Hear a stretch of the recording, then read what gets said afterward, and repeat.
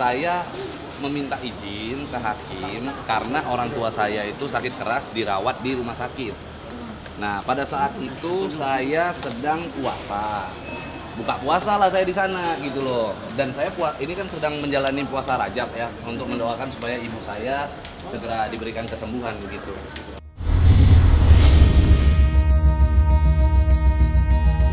Sebenarnya begini, ketika orang yang lagi dalam pengawalan keluar dari tahanan, ini kan seyogianya orang yang mendapatkan tanggung jawab untuk melakukan pengawalan kan itu juga harus tahu bahwa orang yang dikawal untuk keluar tahanan ini adalah orang yang sedang menjalani satu proses perkara yang perkaranya mengundang perhatian publik.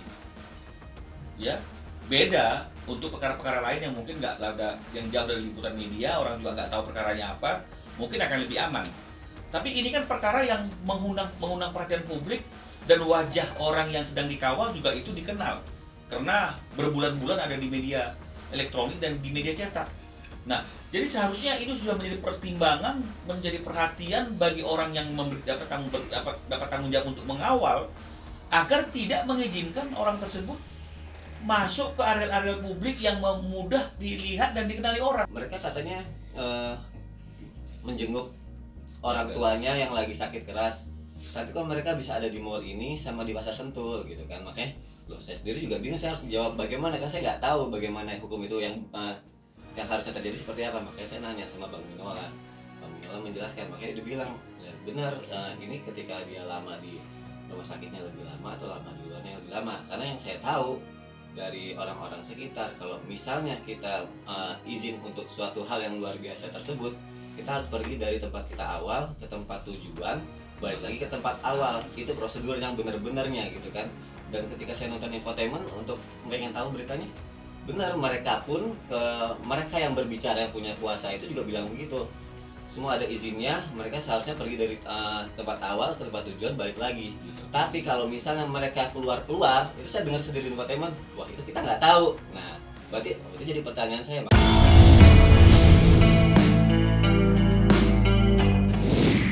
Iya, itu resmi. Bahkan saya dikawal kok, ada pihak kepolisian, ada dari kejaksaan juga mengawal saya. Itu karena klien kami memberikan keterangan bahwa ibunya sakit keras ya kan. Jadi kami sebagai kami yang sebenarnya pemohon ya sebagai kuasa hukum memohon ke majelis hakim meminta izin untuk diberikan waktu untuk terdakwa 1 dan 2 terhadap anak dan menantu untuk melakukan menjenguk orang tua yang lagi sakit sekarang.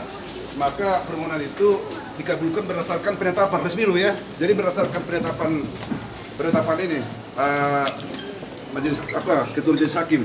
Jadi tidak ada itu secara legal, itu jelas adalah resmi secara dikeluarkan secara penetapan pengadilan.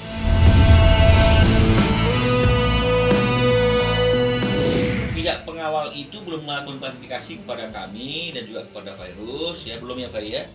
Tapi kan kalau dari apa yang disampaikan statement oleh pihak Pengadilan Negeri Jakarta Selatan kan jelas bahwa yang bertanggung jawab untuk melakukan pengawalan adalah pihak kejaksaan.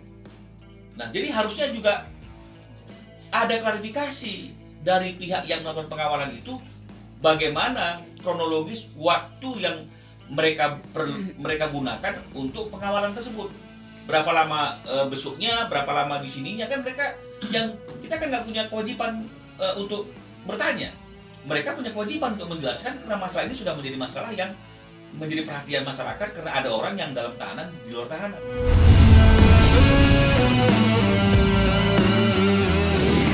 Anak ya, gitu kan, ini jadi pembelajaran juga sebagai orang tua. Kalau seandainya kita ingin melakukan sesuatu dipikir berjuta-juta kali, kasihan anak kan jadi korban gitu ya. Makanya saya melakukan prosedur hukum yang jelas. Saya doakan semoga anaknya cepat sembuh, dan kalau memang dia harus izin, saya malah berharap izinnya disetujui agar dia bisa menjenguk anaknya yang sedang sakit ya, karena dia mempunyai hak juga untuk menjenguk anaknya, bertemu dengan anaknya. Caranya seperti apa, tidak apa-apa selama prosedurnya mengikuti aturan hukum yang berlaku, yang benar-benar dilakukan untuk menjenguk anaknya.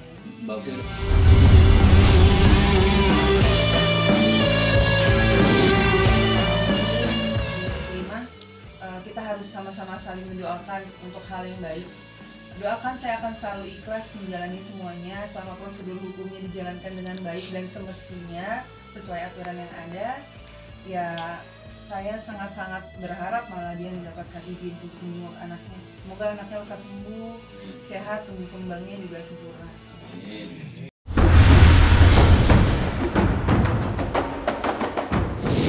Ya, Arya sudah ditetapkan sebagai tersangka ya di Polrestabes Bandung. Hal tersebut adalah laporan yang dibuat oleh Karen terhadap Arya mengenai KDRT. Bahwa pada saat itu Arya itu sedang melakukan upaya pencegahan supaya Karen itu tidak melakukan bunuh diri. Ya. Direkam. Puji Tuhan, saya senang itu direkam. Supaya apa? Supaya terlihat, tergambar gitu loh kejadian sepertinya sebenarnya itu seperti apa. Kan logikanya, kalau kita sedang menghalangi seorang untuk melakukan bunuh diri, ya, nggak mungkin itu cuma dielus-elus. Sayang, jangan bunuh diri ya. Pisaunya sudah nusuk. Tidak. Pasti ada upaya gitu. Ada upaya yang seimbang, ya, upaya yang seimbang supaya hal tersebut tidak terjadi.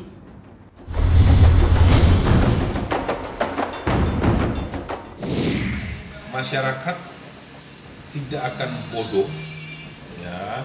Masyarakat juga tidak akan gegabah untuk melihat atau mengatakan bahwa ini bukan satu bentuk KDRT, ya. Bagaimana orang sebesar Mas Arya bisa dudukin badannya Mbak Karen yang kecil seperti begitu, kemudian dengan merobek bajunya Mbak Karen dan dimasukkan ke dalam mulut.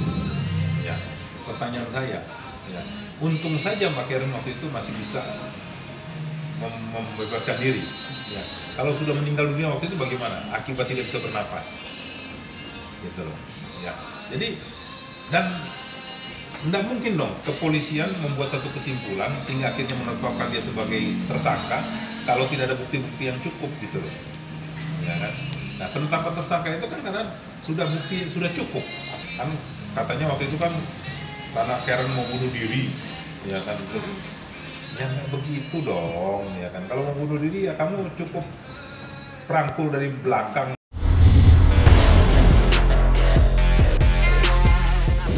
Masalah kelalaian begini, itu biarlah nanti pihak penyidik nanti yang menyimpulkan masalah kelalaian itu ya. Cuman kita kan bicara itu bukan bicara katakanlah seorang toddler ya, bayi yang masih merangkak ya, katakanlah seperti itu yang kita taruh di atas meja, pasti jatuh nggak anak? Pasti jatuh. Kalau orang tua yang meletakkan bayi yang masih merangkak di atas meja tanpa pengawasan, lalai, kemungkinan besar ya.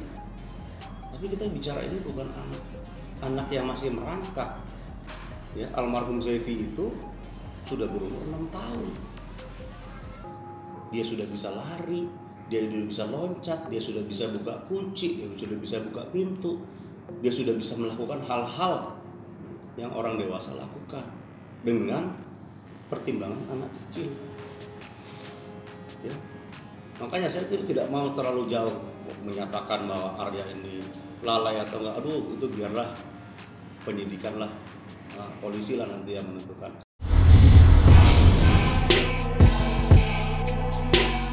Hasil otopsi yang saya terima sampai dengan saat ini hanya garis besarnya saja, ya kan, bahwa memang terjadi patah di persendian ya. Nah, untuk itu saya belum berani berstatement karena sekali lagi saya sering katakan saya tetap menghormati teman-teman kepolisian karena biar bagaimana mereka sudah banyak membantu, ya kan.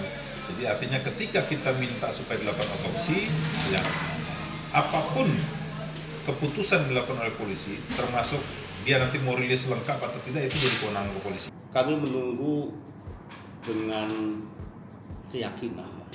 Kami menunggu dengan keyakinan karena anak itu tidak dibunuh kok. Anak itu tidak dibunuh. Itu murni kecelakaan yang nggak bisa kita hindari. Nasib orang ada di Tuhan. mau sebagaimanapun kita jaga gitu loh, kalau memang sudah waktunya ya waktunya. Ini saya juga sangat prihatin dengan kejadian ini. Cuman hasil otopsi itu kami tunggu dengan keyakinan bahwa itu tidak akan ada masalah. Saya belum mendapat keterangan resmi. Cuman hal ini kalau misalnya benar ya, saya belum tahu secara resmi. Cuman logikanya begini. Kaki patah, jatuh dari lantai 6. Wajar dong. Ya, wajar. Yang nggak wajar itu adalah statement dari Karen dan keluarganya dan penasihat hukumnya yang menyatakan anak ini mulus katanya, seperti putri yang sedang tertidur, mulus. Salah kan? Salah. Ini hasil otopsi, itu yang kita tunggu. Jadi bukan statement yang menyesatkan.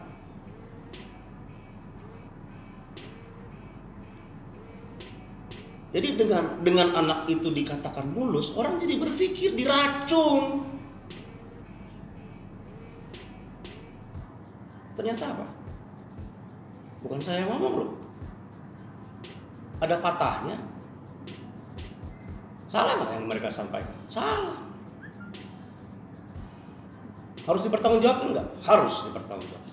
Aku sempat mendengar satu statement katanya seolah-olah kami menuduh mereka Arya itu melakukan pembunuhan atau diracun. Ya, atau diracun gitu ya, karena badannya mulus. Nah, jadi seolah-olah nggak percaya kalau dia jatuh dari ketinggian, ya kan? Sudah terlalu jauh pemikiran mereka gitu, sudah sangat jauh. Dan sekali lagi saya mengatakan, hak ketika Mbak Karen menanyakan anaknya, kemudian dengan mereka tidak memberikan informasi terkait dengan kematian anaknya. Karena kami melaporkan pasal 284 ya, 284 KUHP itu tentang dugaan perzinahan. Kalau nggak ada ini, kalau nggak ada hal ini nih, mungkin Zefania justru inilah penyebab kenapa Zefania harus saya ambil pada saat itu, karena kita juga melihat bahwa perzinahan ini bukan hal yang patut untuk dicontoh sebagai untuk anak perempuan ya.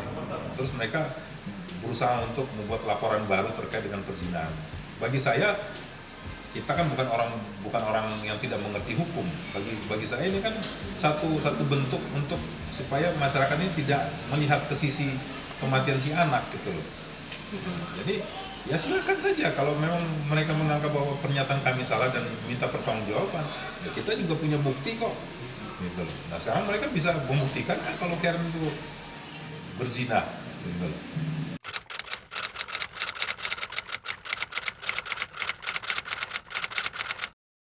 Jadi jangan lupa untuk subscribe Cumi Cumi. Ditekan ya tombol lonceng merahnya.